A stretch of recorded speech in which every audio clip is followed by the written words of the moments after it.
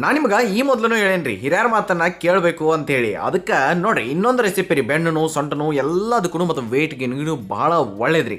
ಒಂದು ಕಪ್ ಅಷ್ಟ ಉದ್ದಿನ ಕಾಳು ತೊಗೊಳ್ಬೇಕ್ರಿ. ಒಬ್ಬೊಬ್ರು ನೋಡ್ರಿ ಹಂಗೆ ಇಲ್ಲ, ಉದ್ದಿನ ಕಾಳು ಅದಾವ್ರಿವ, ಉದ್ದಿನ ಬೇಳೆ ಅಲ್ಲ. ಒಂದು ಕಪ್ ಅಷ್ಟು ತೊಗೊಂಡ ಅದಕ್ಕೆ ಏನು ಮಾಡಿರಿ, 1.5 ಟೇಬಲ್ ಸ್ಪೂನ್ ಅಷ್ಟು ಚಿಯಾ ಸೀಡ್ಸನ್ನು ಹಾಕಿರಿ. ಒಮೆಗಾ 3 ಭಾಳ ಒಳ್ಳೇದು. ಅದಾದ ನಂತರ ಇಲ್ಲಿ ನೆಕ್ಸ್ಟ್ ಕಾಳು ಮೆಣಸು ಹಂಗೆ 1 ಟೇಬಲ್ ಸ್ಪೂನ್ ಅಷ್ಟು ಆಳ್ವಿ ಬೀಜನ ಹಾಕಕತ್ತೀವಿ ರೀ. ಅಗಸಿ ಅಲ್ರಿ, ಆಳ್ವಿ. ಹಂಗೆ ಸ್ವಲ್ಪ ಒಂದು ಅರ್ಧ ಟೀ ಸ್ಪೂನ್ ಅಷ್ಟು ಮೆಂತ್ಯವನ್ನು ಹಾಕಿ ಚೆನ್ನಾಗಿ ಎಲ್ಲನೂ ಹುರಿದು ತೆಗೆದಿಟ್ಕೊಂಡ ಒಂದು ಮಿಕ್ಸರ್ ಜಾರ್ದಾಗ ಶುಂಠಿ, ಒಣ ಶುಂಠಿಯನ್ನು ಹಾಕಿರಿ. ಆಮೇಲೆ ಇದನ್ನು ಪೂರ್ತಿ ಹಾಕಿ ಹಿಟ್ಟು ಮಾಡಿ ತೆಗೆದಿಟ್ಕೊಂಡ್ಬಿಟ್ರಿ. ನಿಮಗೆ ಯಾವಾಗ ಬೇಕೋ ಅದನ್ನು ಯೂಸ್ ಮಾಡ್ಕೊಳ್ಬೋದು ರೀತಿ ಇದ್ರಲ್ಲ. ಈ ಹಿಟ್ಟನ್ನು ನೀವು ಹೆಂಗೆ ಯೂಸ್ ಮಾಡ್ಕೊಳ್ಬೋದು ಅಂತ ಹೇಳ್ತೀನಿ ಬರ್ರಿ. ಏನು ಮಾಡಿರಿ, ಒಂದು 2 ಕಪ್ ಅಷ್ಟನ್ನು ನೀರನ್ನು ಕುದಿಯೋಕೆ ಇಡ್ರಿ. ಅದ್ರಾಗ ಏನು ಮಾಡಿರಿ ಅಂತಂದ್ರೆ ಇದ್ರಾಗ 2 ಚಮಚೆ ಹಾಕಿ ಎಷ್ಟು ಬೇಕೋ ಅಷ್ಟು ಬೆಲ್ಲ ಹಾಕಿರಿ. ನಿಮಗೆ ಬೆಲ್ಲ ತಿನ್ನಂಗಿಲ್ಲ, ಸಕ್ಕರೆ ತಿನ್ನಂಗಿಲ್ಲ ಅಂತಂದ್ರೆ ನೀವು ಮಜ್ಜಿಗೆ ಒಳಗೆ ಹಾಕೊಂಡು ಕೊಡೋದು ನಡಿತೈತಿ. ಇಷ್ಟು ಮಾಡಿ ಕುದಿಸಿ ನಿಮಗೆ ಎಷ್ಟು ಬೇಕೋ ಅಷ್ಟು ಹಾಲು ಹಾಕೊಂಡು ಚಂದಂಗಿ ಕುಡೀರಿ.